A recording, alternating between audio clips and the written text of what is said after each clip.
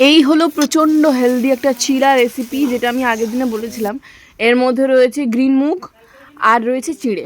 চিড়ে জায়গায় আপনারা মুসুর ডাল থেকে শুরু করে মুগের ডাল সব কিছু দিতে পারেন, চালের গুঁড়ো।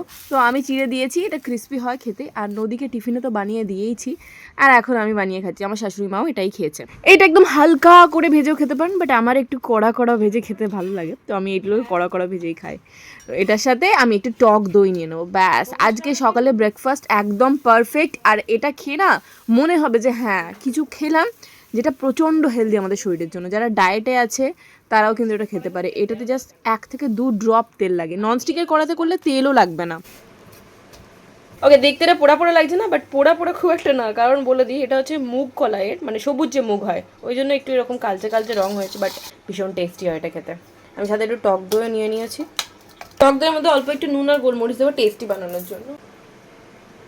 আমার যেহেতু সুগার লো, তাই আমি একটু চিনি দিচ্ছি, আপনারা চিনিটা অ্যাভয়েড করবেন। আমার sauce ready, sauce. Good morning everyone, welcome back to my channel. অনেক দিন পর যোগা জয়েন করলাম, মানে নর্মাল যোগা তো আমি করি, একটা কোর্স জয়েন করলাম, ঠিক আছে? একটা কোর্স জয়েন করলাম, ডেলি যোগা কোর্স। মারাত্মক এফিশিয়েন্ট, মানে আমি বলে বোঝাতে পারবো না, এত ইন্টেন্স যোগা করেছি আজকে যে আমার শরীর পুরো ছেড়ে দিয়েছিল, মাথা ঘুরছিল। কারণ সবাই জানেন আমার একটু লো সুগার, আমার বডিতে সুগার লেভেল একটু লো, মানে প্রয়োজনের তুলনায় অতিরিক্তই লো। তো সেই জন্য মাথা ব্যথা ঘোরাগুলো একটু লেগে থাকে। আমি ভাবতাম প্রথমে হয়তো লো প্রেশারের জন্য, বাট না, সুগারটা লো হওয়ার জন্য। তো সেই জন্যই আগে খাবো, তারপরে অন্য কিছু করব, নিয়ে তারপরে রান্না করব। আজকে ওই ছানার তরকারি করব, ছানা আছে, ছানাটা কাটিয়ে রেখেছি বাড়িতে। ওই ছানার ডালনা টাইপের কিছু একটা করবো, আলু দিয়ে করবো। আলু দিয়ে আমার বেশি ভালো লাগে খেতে, টেস্টি অ্যান্ড হেলদি, প্রচণ্ড হেলদি এটা।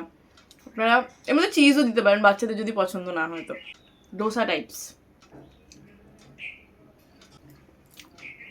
আজকে আমি একটা গেট রেডি মি শুট করবো, আজকে করবো। আমার মেকআপ প্রোডাক্ট এখনো এসে পৌঁছায়নি নাইকা থেকে, যেটা আমার স্কিন ফ্রেন্ডলি মেকআপ প্রোডাক্ট, সেটা এসে পৌঁছায়নি অ্যাকচুয়ালি। আর বাকি যেগুলো প্রোডাক্ট, বাকি যেগুলো ইউজ করি আমি, সেগুলোতে পিম্পল হওয়ার চান্সেস আছে, কারণ আমার সব মেকআপ প্রোডাক্টসের একসাথে টাইম, মানে ডেট ওভার হয়েছিল, সেটা সবাই জানে। এইটা দেখায় অসাধারণ একটা শাড়ি, মানে এটা অসম্ভব সুন্দর একটা শাড়ি। এটার সাথে পেয়ার আপ করবো একটা ব্লাউজ দিয়ে, দেখা যাক কি টাইপের ব্লাউজ আমি পরবো। এই হচ্ছে শাড়িটা, ওকে।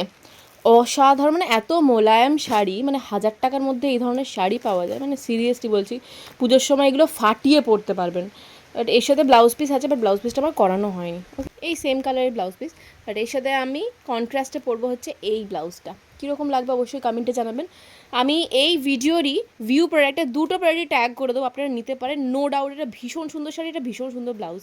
ব্লাউজের পেছনের ডিজাইনটা আমি আগেও দেখিয়েছিলাম আপনাদের, এই দেখুন ব্যাকের ডিজাইনটা, মার্ভেলাস যাকে বলে, অসম্ভব সুন্দর লাগবে। এর সাথে যে কোনো ডিপ কালারের ব্লাউজই যাবে, মারুন, গ্রিন, পিঙ্ক, ম্যাজেন্ডা সব যাবে, যেহেতু পুরো এক কালারের শাড়ি আছে। বাট স্টিল আমি এটা পরবো, কারণ এই ব্লাউজটা আমার একবারও পরা হয়নি। ওইদিকে সৌমেন সুস্মিতা সেখানে সব ভিজিয়ে দিয়ে চলে গেল, আমার পাপোশ মাপোশ বিছানা সব ভিজে গেছে, কি জ্বালা। দেখতেই পাচ্ছেন ছানাটাকে আমি ভালো করে জল ঝরিয়ে নিয়েছি। তো এর মধ্যে আমি দেব আলু বাইন্ডিংয়ের জন্য, আলু বাইন্ডিংয়ের জন্য দিচ্ছি। এটা অপশনাল, নাও দিতে পারেন, আমার ভয় লাগে তাই আমি দিয়েছি। এরপরে এর মধ্যে আপনারা ময়দাও দিতে পারেন, বাট ময়দার বদলে আমি দেবো কর্নফ্লাওয়ার, কারণ এটা একটু স্মুথ হয় ব্যাপারটা। গোলমরিচ গুঁড়ো টেস্টটা বেটার করার জন্য, ব্যাস। এরপর সব একসাথে মিক্স করে বল পাকিয়ে নেবো। এগুলো হচ্ছে নিরামিষের খাবার।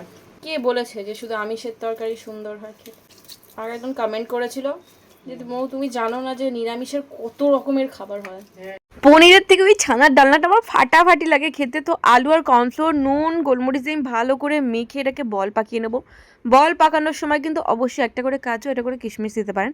আমি না কিশমিশটা অ্যাভয়েড করেছি, কারণ কিশমিশ খেতে আমার ভালো লাগে না, সেই জন্য। তো এর মধ্যে দেখুন এই যে কাজুগুলো দিয়ে গোল বল পাকিয়ে এইভাবে রেখে দিচ্ছি।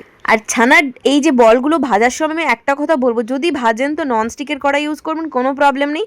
আদারওয়াইজ যে কড়াটাই করবেন সেই কড়াটা প্রচণ্ড গরম করবেন, ভীষণ গরম করার পরে তারপরে দেবেন তেল। তেলটাও যখন ভীষণ গরম হয়ে যাবে তারপরে এক এক করে ছানার বলগুলো তুলবেন। তাও কিছু কিছু জায়গায় লেগে যাওয়ার চান্স থাকে, যদি ছানার মধ্যে এক্সেস একটু জল বা একটু জল সবসময় ব্যাপারটা থাকে। তো আমারও লেগে যাচ্ছিলো, কিন্তু আমি অনেক কষ্টে ম্যানেজ করে নিয়েছি, কয়েকটা ফেটেও গেছে। তো ননস্টিকের কড়াটা দিলে সুবিধা হয় আর কি। তো আমি এই ছোট্ট কড়াইটা নিয়েছি, ওর মধ্যে এক এক করে বলগুলো ভেজে নিচ্ছি। অল্প তেলে সুন্দরভাবে ভাজা হয়ে যায়, নাহলে বড় কড়াই নিলে অনেকটা তেল দিতে হয়, অথচ এক পিঠ ভাজা হয় এক পিঠ ভাজা হয় না। তো এইভাবে ছানার বলগুলোকে আমি সুন্দর করে ভেজে তুলে রেখে দেবো। আর এদিকে কাজু, পোস্ত আর চাল নয়, চাল মগজ অল্প ভিজিয়ে রেখেছিলাম, ওটাকে বেটে একটা পেস্ট বানিয়ে নিচ্ছি। ছানার এই বলগুলো ভাজা হয়ে গেলে অবশ্যই যেটা করবো, একটু ঠান্ডা হতে দেবো, মানে নর্মাল টেম্পারেচারে আসবে, তারপরে আমি গ্রেভি বানানোর ডিসিশনটা নেব। এই দেখুন ছানার বড়াগুলো আমার ভাজা হয়ে গেছে, গোল গোল বলস। প্যান বসিয়ে দিয়েছি, প্যানটার মধ্যে দিয়ে দেবো তৈল। ভাজার তেলটা দিয়ে দিচ্ছি আগে। ছানা ভাজার অনেকটা তেল ছিল, ওই তেলটা ইউজ করে নিলাম। আর এক্ষেত্রেও কিন্তু প্যানটা ভালো করে গরম করে নিয়েছি। দেখুন আলু কেউ দেয় না সত্যি কথা বলতে, কিন্তু আমার আলু খেতে ইচ্ছা করেছে তাই আমি দিয়েছি। আলুগুলোকে হালকা করে ভেজে নিয়েছি। এরপরে এর মধ্যে রয়েছে আদা, জিরে, ধনে, হলুদ সমস্ত কিছু একসাথে বেটে আমি কিছুটা মিক্স করে রেখেছিলাম আর কি, ওই মিক্সচারটা দিয়ে দিলাম। তারপরে কাজু বাদামের পেস্টটা দিয়ে দিলাম। ব্যাস ফুটে উঠলেই এর মধ্যে আলু আর ছানার বলগুলো দিয়ে দেবো। লাস্টে অবশ্যই ঘি গরম মশলা দিতেই হবে, ফাটাফাটি খেতে লাগে। আর কারা কারা আপনারা এটা পছন্দ করেন সেটা আমাকে কমেন্টে জানাবেন। আমি অনেকের মধ্যে ধনে পাতা দিতে দেখেছি, বাট আমি ধনে পাতা দিচ্ছি না, কেন জানি না, ধনে পাতাটা আমার সাথে ম্যাচ করছে না। কাঁচা লঙ্কা দিতে পারেন, বাট আমার কাঁচা লঙ্কায় গলা চুলকায়, ওই জন্য কাঁচা লঙ্কাটা অ্যাভয়েড করলাম। ওকে, আমার পনির ছানার ডালনা রেডি, একটু সাদা সাদা করেছি। ওদিকে আজকে ওর বন্ধু ডিচ করেছে, ওর অন্য একটা বন্ধু ওর ইরেজার ফেলে দিয়েছে, অথচ ওকে বলা হয়েছে যে ও ফেলেছে, সেই জন্য নাকি ওকে ম্যাম বা কান ধরে বাইরে দাঁড় করিয়ে দিয়েছিল, সেই জন্য ওর কান্না। আমি তো যতদূর কিছু নিয়ে, ও তো ওরকম করার মেয়ে নয় কারো ইরেজার নিয়ে ফেলে দেওয়া, বা জানি না কী হয়েছে, আমি এখনও কিছু বলতে পারছি না, সেই জন্য সেই থেকে ও কাঁদছে। টান করে নিয়ে যা, এইসব জিনিসগুলো হতেই থাকবে, এটা তো তোকে আরও বেশি শক্ত বানাবে, বুঝলি? এর জন্য কান্নার কোনো দরকার নেই। নদী স্কুল থেকে ফিরে স্নান টান করে এই যে এই ড্রেসটা পরিয়ে দিলাম ওকে, তার কারণ হচ্ছে এখন আমরা পূজাদের বাড়িতে যাচ্ছি। আপনাদেরকে বলা হয়নি, আজকে হচ্ছে গুরু পূর্ণিমা। গুরু পূর্ণিমার দিনে পূজার বাড়িতে পুজো আছে, অনেকদিন ধরেই বলে রেখেছিল যে দুপুরবেলা ওখানে খাবে। কাঠ পিঁমড়েগুলোকে মারাচ্ছিস তুই, তো দুপুরবেলা তো রান্না করলাম, বাট ওটা রাতে খেয়ে নেবো। এখন যাচ্ছি ওর বাড়িতে, ওখানে গিয়ে খাওয়া দাওয়া করবো আর কি। আর একটা কথা হচ্ছে যে একটা গুড নিউজ দেওয়াই হয়নি, সেটা হচ্ছে আমাদের দেবদীপ সুকন্যার ছেলে হয়েছে, আজকেই হয়েছে।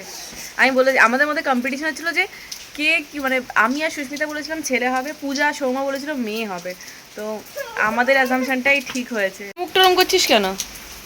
হ্যাঁ, ওর ছেলে হয়েছে বলে ওর মুখটা এরকম হাড়ির মতো হয়ে গেছে। ছেলে হওয়া মেয়ে হওয়া কারোর হাতে নেই, এটা ভগবানের হাতে, ভগবান যাকে যা দেবে, বুঝেছিস গাধা?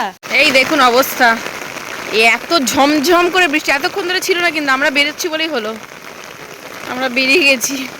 ওকে, অলরেডি 2টো বেজে গেছে, নদীকে খাইয়ে নিয়ে আমি বাড়ি যাব, কারণ নদীর ম্যাম আসবে। কে লিখেছে? পিঙ্ক কালার দিয়ে পিহু চারা কে লিখবে? Pink colour.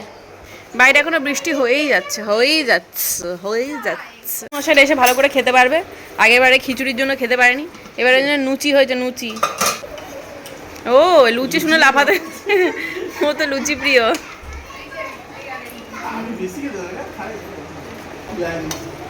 আজ রান্না কি করেছে কাকিমা? আজ রান্না করেছে হচ্ছে কাকিমা, আলুর দম, নারকেল দিয়ে ছোলার ডাল, লুচি। নদীকে কটা লুচি দেবে? নদীকে হ্যাঁ 4টেই থাক।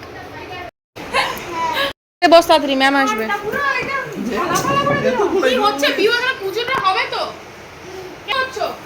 বসে বল, খেতে বস। তোর প্রিয় জিনিস লুচি, আলুর দম, ডাল, খেতে থাক। পিহু খেয়েছে? পিহু লুচি খেয়েছে? লুচি সবসময় চুলটাকে গ্রাজের ভূতের মতো করে রেখে দিস কেন? হ্যাঁ, ওকে আমি ওখান থেকে চলে এলাম। ম্যাম এসেছে, সেটা তো একটা কারণ, তার সাথে আমাদের এখন অসহ্য চলছে, পুজোর মতো একটা জায়গায় থাকাটা ঠিক বলে মনে হলো না। তো আমরা যেটা খেয়ে এলাম ওটা কিন্তু ভোগের কোনো প্রসাদ না, ওটা এমনি বাড়িতে রান্না হয়েছিল। তো খেয়ে দিয়ে আমি চলে এসেছি, পুজোটা হয়ে যাক, তারপরে যদি ওরা বাড়িতে থাকে তো যাবো, একবার দেখা করে আসবো, এখন আর যাচ্ছি না। ওকে, আমি একটা জিনিস আপনাদের সামনে খুলবো, মন থেকে কিনেছি, খুব আনন্দ সহকারে কিনেছি। আর একটা কথা হচ্ছে, আমি অনেকদিন ধরে ভাবছিলাম কিনবো, কিনবো করে ফাইনালি কিনেছি। দেখাই, অবভিয়াসলি এটা না, এটা হচ্ছে ডিসানোর অলিভ অয়েল। এটা অলিভ অয়েলটা দেখেছি ওই চাইনিজ বানানোর জন্য অলিভ অয়েলটা খুব কাজে লাগে। আর সাদা তেল তো এখন ডাক্তারে খেতে বারণ করে, তো সেখানে সাদা তেলটা অ্যাভয়েডই করি। ফাইনালি দেখাবো, সেটা হচ্ছে এই যে এটা হচ্ছে কাস্ট আয়রনের একটা আপ্পাম মেকার প্যান। আপ্পামের আমার না ননস্টিকের আছে, বাট ওইটা না একদম স্টাডি না, মানে গ্যাসে বসালেই স্লিপ করে সাইড দিয়ে পড়ে যায়। 100-200 টাকার যে মেটেরিয়ালগুলো হয় সেই টাইপের, ওগুলো স্টাডি না হওয়ার কারণে গ্যাসে ঠিকমতো বসে না, আর জিনিসটা ঠিকমতো হয়ও না খুব, সেই জন্যই আমি একটা কাস্ট আয়রনে কিনলাম। এটা বোধ হয় আগারোর, আমি ব্র্যান্ডটা মানে খুব ভারী, ভীষণ ভারী, পুরো লোহার। এটা গ্যাসে ইভেন ইন্ডাকশনও হবে বোধহয়, যা দেখলাম। বা ইন্ডাকশনে এত ভারী বসালে ইন্ডাকশন এমনি ছুটে যাবে। এখন আপ্পাম মেকার অনেকগুলো একসাথে ধরবে। আমি নদীকে টিফিনে দেওয়ার জন্য এগুলো খুব তাড়াতাড়ি হয়ে যায় জানেন তো। সুজির ব্যাটার তৈরি করে একটু সুজি, টক দই, কাঁচা পেঁয়াজ, লঙ্কা ফঙ্কা এই সমস্ত দিয়ে মাঝখানে একটা করে চিজ কিউব দিয়ে এই আপ্পাম মেকারে আপ্পাম করে দিলে বাচ্চারা টিফিনে খেতে ভীষণ পছন্দ করে, আর প্রচণ্ড হেলদিও। সুজি চিড়ে এইগুলো খুব ভালো, মানে পেট ভরাও থাকে আর ঠান্ডাও থাকে, শরীরের জন্যও ভালো। তো সেই জন্য এটা কিনলাম। কেমন হয়েছে অবশ্যই জানাবেন। এটার লিঙ্ক আমি শেয়ার করে দেবো। অলিভ অয়েল প্রচণ্ড কস্টলি, আপনারা জানেন। ডিজাইনার অলিভ অয়েলটা ইউজ করবেন। এটা আমাকে প্রমোশনের জন্যই পাঠানো হয়েছিল, তখনই আমি ফার্স্ট ইউজ করেছিলাম, বাট ভীষণ ভালো। এটার দাম অনেকটাই কম। যদি এখনো পর্যন্ত সাদা তেল ইউজ করেন তাহলে বলবো যে কস্ট ফ্রেন্ডলি অলিভ অয়েল যদি ইউজ করতে চান তাহলে ডিজাইনারটা ইউজ করতে পারেন। আমি দুটোরই লিঙ্ক শেয়ার করে দেবো, এই আপ্পাম মেকারটা আর অলিভ অয়েলটা।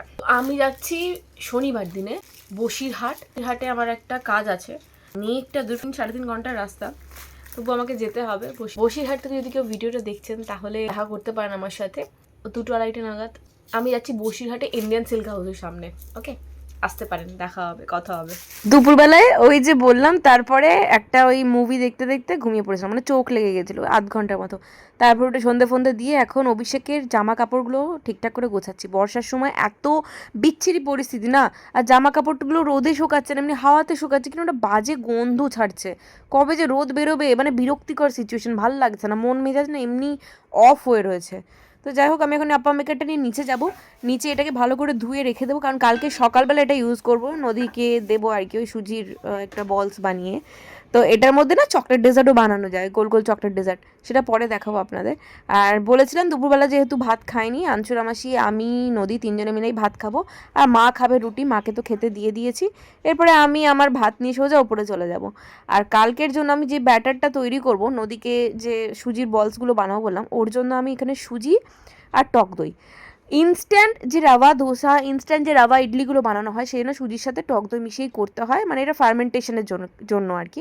যদিও আগের দিন থেকে করে রাখলে এটা আরও ভালো ফার্মেন্টেড হয়। তো এটাকে আমি জল দিয়ে একটা ভালো মিক্সচার তৈরি করব। অবশ্যই নুন মিষ্টি ব্যালেন্স তো থাকবেই। এর মধ্যে যে কোনো সবজি আপনারা কুচি করে দিতে পারেন, ক্যাপসিকাম, পেঁয়াজ, কাঁচা লঙ্কা, ধনে পাতা, রসুন, আদা কুচি, বিনস কুচি, টমেটো, গাজর কুচি, সমস্ত রকমের সবজি দিয়ে ভ্যারাইটি জিনিসটা বানানো যায়। বাট আমি অল্প কটা দিচ্ছি, নদী এত খায় না বলে।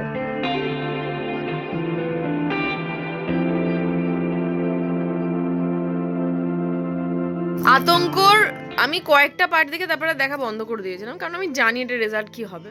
বাট আজকে আমার কিছু নেই, তাই এটাকে চালিয়ে আমি এখন এডিটিংয়ে বসবো। আর চলবে আর কি, এটা জানি কিভাবে কি হবে না হবে, মানে আন্দাজ করতে পারছি গল্পটা।